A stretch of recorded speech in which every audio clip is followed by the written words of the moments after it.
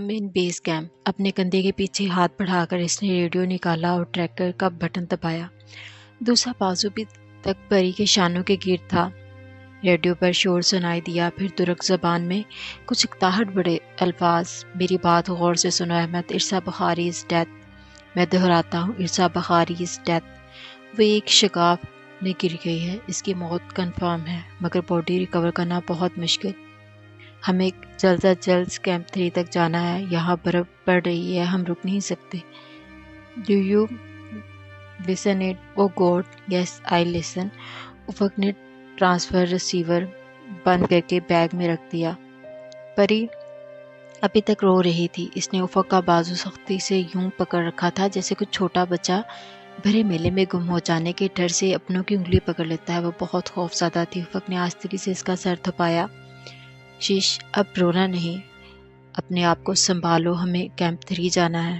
نہیں افق، اس کی آنکھوں سے آنسو پھر سے گرنے لگے تھے۔ میں ارسا کو چھوڑ کر، پری پاگل مت بنو، ہم یہاں نہیں ٹھہر سکتے۔ مگر اس کی ڈیڈ باڈی، یہ لفظ کہنا بھی دشوار تھا۔ وہ ریکور کرنا مشکل ہے، زیادہ رسی بھی نہیں میرے پاس۔ ساری رسی تو ارسا کے پاس تھی۔ باڈی ہم واپسی پر نکال لیں گے۔ اس نے بھاری دستانے والے ہاتھ سے پری کے چہرے پر گرتے آنسوں اور برف صاف کی۔ تم بعد میں نکال لو گے نا اسے؟ اس کی بھیگی آنکھوں میں موسم سی ہلکی امید چمک آئی۔ ہاں واپسی پر ٹھیک، اب چلو۔ مجھ میں ہمت نہیں ہے، اس کی ٹانگیں بے جان ہو رہی تھی۔ ہمت کرو پری، بہادر بنو، اپنے لیے نہیں تو میرے لیے۔ افق نے اسے سہارا دیتے ہوئے دونوں کندھوں سے ابھی تک تھام رکھا تھا۔ پری نے بھی مضبوطی سے اس کا بازو پکڑ رکھا تھا۔ اس نے اپنا وزن افق پر ڈال رکھا تھا اور پھر بہت نڈال سی وہ اس کے ہم قدم بننے لگی۔ آنسو اب بھی اس کی آنکھوں سے نکل کر گردن پر لٹک رہے تھے۔ اس نے زندگی میں کبھی یہ تصور نہیں کیا کہ ایک لمحہ ایسا بھی آئے گا جب اسے اپنی بہت اچھی دوست کو برف میں جانا پڑے گا۔ اس شگاف کے دہانے سے پلٹنے اور آہستہ آہستہ برسی برف باری میں کیمپ 3 کی طرف قدم بڑھانا بہت کٹھن تھا۔ اس کے قدم لڑکھڑا رہے تھے۔ افق نے اسے سہارا دیا تھا۔ اگر وہ نہ ہوتا تو شاید وہ اسی شگاف کے آس پاس راستہ بھٹک کر برف میں دب چکی ہوتی، یا شاید کسی شگاف میں گر کر مر چکی ہوتی۔ اس رات کیمپ 3 میں دونوں گھنٹوں خاموشی سے بیٹھے رہے، اور پھر جب رات تاریک ہوتی چلی گئی تو وہ باتیں کرنے لگے۔ طیب اردگان کی باتیں، عراق جنگ کی باتیں، ترک ملٹری کی باتیں، نیٹو اور SCO بلاکس کی باتیں۔ انہوں نے بلا تکان صرف ایک بات سے بچنے کے لیے دنیا کے ہر موضوع پر بات کی کہ شاید وہ کم ہو، شاید ڈپریشن، نفسیاتی اثر قدرے زائل ہو، مگر سب کچھ ویسا ہی تھا۔ احمد کی بیوی سلمہ نے ارسا کے والدین کو انگلینڈ میں اطلاع کر دی تھی۔ پری رات بھر ان دونوں کے متعلق سوچتی رہی تھی، جانے کیا گزری ہوگی ان پر، کیسے سنا ہوگا انہوں نے اس خبر کو۔ رات کو اس کے سلیپنگ بیگ کے قریب جگہ بہت خالی تھی۔ افق اپنے خیمے میں سونے جا چکا تھا۔ وہ ارسا کی باتوں کو یاد کر کے پھر سے رونے لگی تھی۔ وہ کتنی اکیلی رہ گئی تھی، اور شاید اسے گھڑا شگاف میں گری ارسا اس سے زیادہ اکیلی ہوگی، وہ محسوس نہیں کر سکتی تھی۔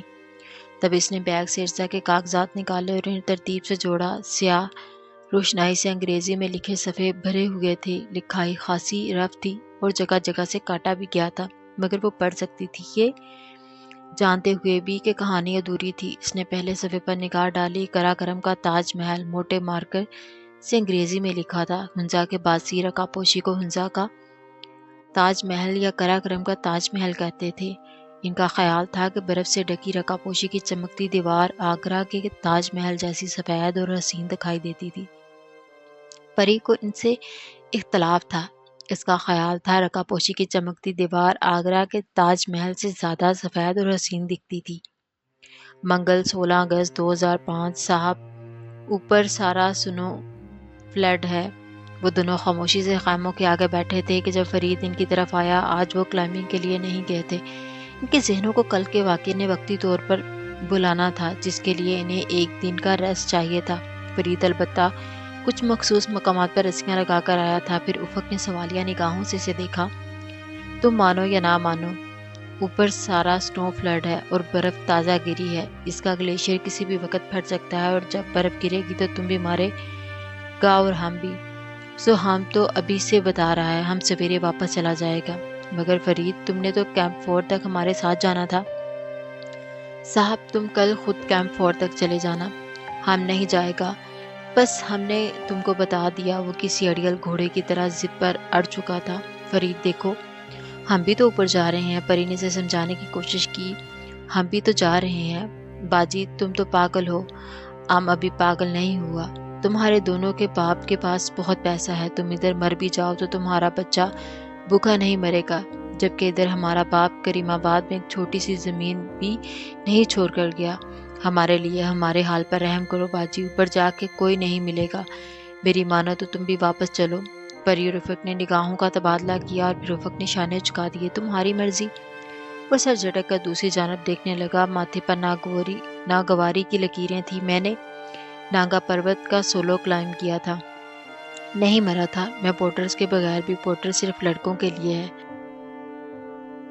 ٹھیک کہتی تھی وہ عورت، تم پورٹرز کے بارے میں وہ بڑبڑایا۔ صاحب وہ عورت جھوٹی کہتی تھی۔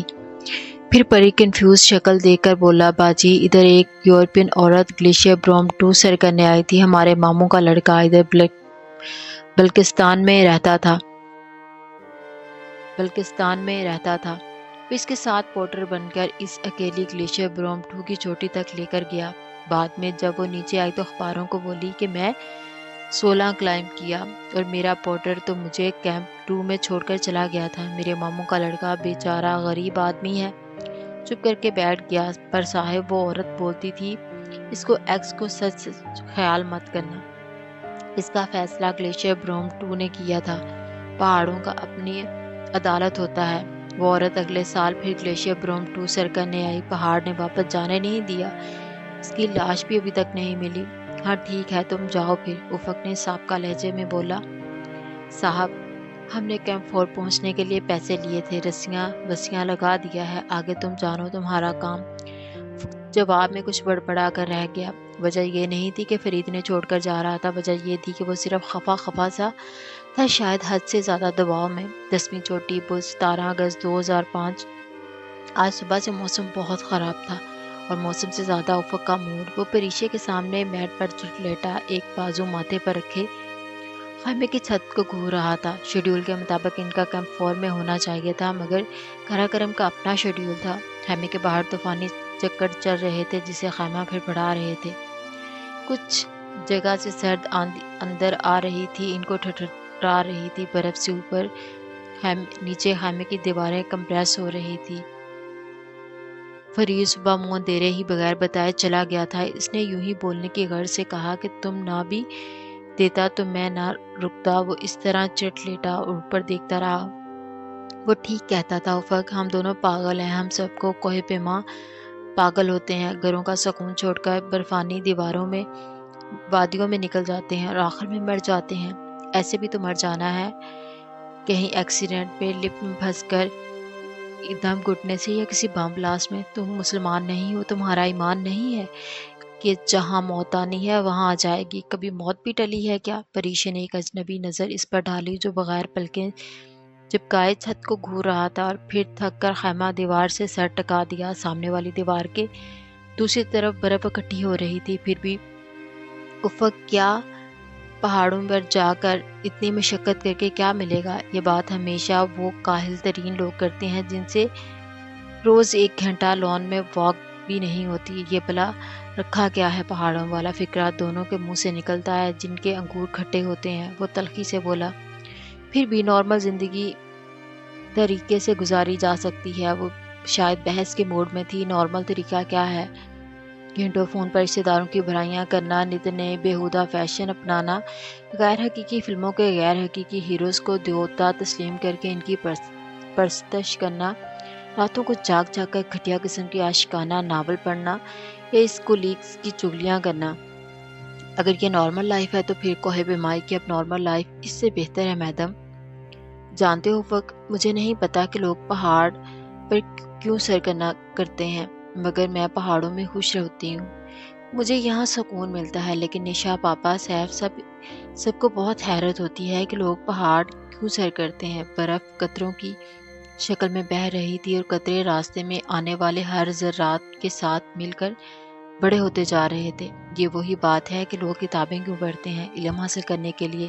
تو جتنا نیچر کے بارے میں پہاڑوں میں جا کر ملتا ہے، اتنا وہ دنیا کے کسی درسگاہ میں نہیں ملتا۔ آپ پہاڑ کو ایکسپیرینس کرتے ہیں اور یقین کرو نہ کلائمبر حیران ہوتے ہیں جب وہ سنتے ہیں کہ ہم کوہ پیماؤں پربتوں کا احترام کرتے ہیں، ان کی جانب تمیز ادب سے دیکھتے ہیں، چوٹ بھی احترام سے کھاتے ہیں۔ پہاڑ عظیم ہوتے ہیں اور ظالم بھی۔ فریشے نے استہزائیہ انداز میں سر جھٹکا۔ وہ دیوار کے اس پار نظر آتے پانی کے قطروں کو دیکھ رہی تھی جو دیوار کے نیچے خالی دراز سے مکمل طور پر خیمے میں داخل ہونے کی کوشش کر رہے تھے۔ اس کا سامان گیلا ہو چکا تھا۔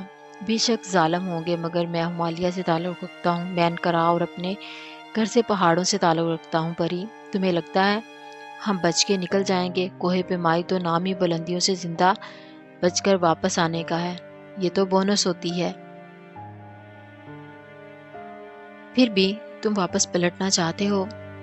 تمہیں جانا ہے تو جاؤ، میں چوٹی فتح کیے بغیر نہیں جاؤں گا۔ برف کی چھوٹی چھوٹی گیندیں بنا کر دیوار کے اس پار اکٹھے ہو رہے تھے۔ افق، واپس چلو، اس راج کو ناقابل تسخیر ہی رہنے دو، میں ذرا برف صاف کر رہا ہوں۔ وہ چھوٹا سا بیلچہ اٹھا کر باہر نکل گیا۔ وہ چوٹی پر کھڑے ہو کر کنگڈوریا اور بلتوریا کے پربت دیکھے بغیر نہیں پلٹے گا۔ وہ جانتی تھی نہ وہ اس کے ساتھ وہاں تک جانا چاہتی تھی اور نہ اسے چھوڑ کر نیچے اترنا چاہتی تھی۔ دنیا میں کوئی بھی انسان بہترین نہیں ہوتا۔ افق، ارسلان بھی ایک خامی تھی کہ ہر درمی ضد اور حد سے زیادہ بڑی خود اعتمادی۔ کوہ پیماؤں کی اکثریت انہی خصوصیات کی حامل ہوتی ہے۔ وہ عموماً موسم کی خرابی کے باعث اپنے ہدف کی انتہائی قریب پہنچ کر واپس نہیں پلٹنا چاہیے۔ وہ اتنا کچھ صرف کر کے یہاں تک پہنچے ہوتے ہیں کہ پلٹ کر واپس جانا ان کے لیے مشکل ہوتا ہے۔ ابھی صبح ہی افق نے کیمپ 3 سے واپس جانے کے متعلق کہا تھا، یہ تو ایسے ہے کہ تم 100 میٹر دوڑ کر 90 میٹر پر رک کر چپ کر جانے کو۔ افق کی سب سے بڑی خامی یہی تھی کہ اس نے 100 میٹر دور کوہ پیمائی میں فرق کو ختم کر دیا تھا۔ جمعرات 18 اگست 2005 کیمپ 4 7500 میٹر پر تھا۔ کیمپ 3 سے 700 میٹر اوپر آج برفانی چکر نہیں چل رہے تھے۔ موسم ٹھیک تھا مگر برف باری ہو رہی تھی۔ وہ اتنی ہلکی اور کم تھی کہ حد بصارت کافی تھی۔ اس کے پاس اتنا گیئر اور فیول نہیں تھا کہ وہ بیٹھ کر ایک دن بھی مزید انتظار کرتے۔ گزشتہ روز کے سخت طوفان کے باعث رسیاں اور بری طرح الجھ چکی تھی۔ ان کو ٹھیک کرنے میں خاصا وقت ضائع ہوا۔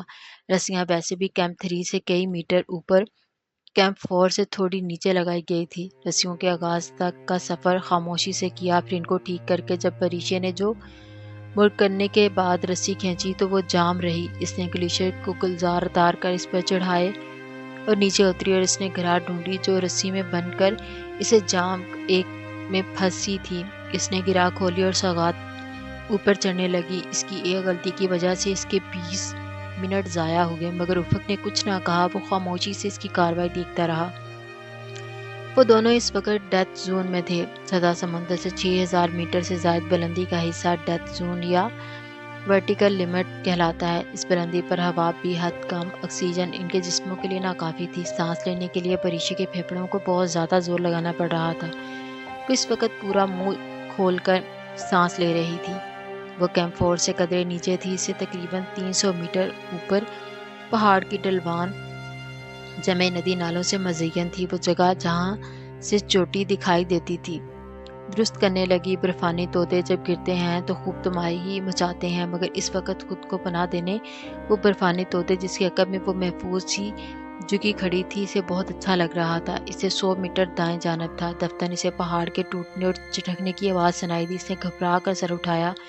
اس کے سر سے کئی میٹر اوپر قدرے دائیں طرف برف میں ایک لمبا شگاف پیدا ہو گیا تھا، ایسے جیسے ہینگر سے لٹکے سفید کپڑے کے اوپر سے کینچی سے کاٹ دیا جائے۔ برف کی پلیٹوں میں ہوتے بے حد خوبصورت مگر بے حد مہلک ثابت ہوا۔ اگلے ہی پل ان پلیٹوں کے نیچے کی برف کے بڑے بڑے ٹکڑے نیچے گرتے اور سفید بے حد گہری دھول پیدا کرتے ہوئے نیچے گرتے آ رہے تھے۔ پریشے کا سانس رک گیا۔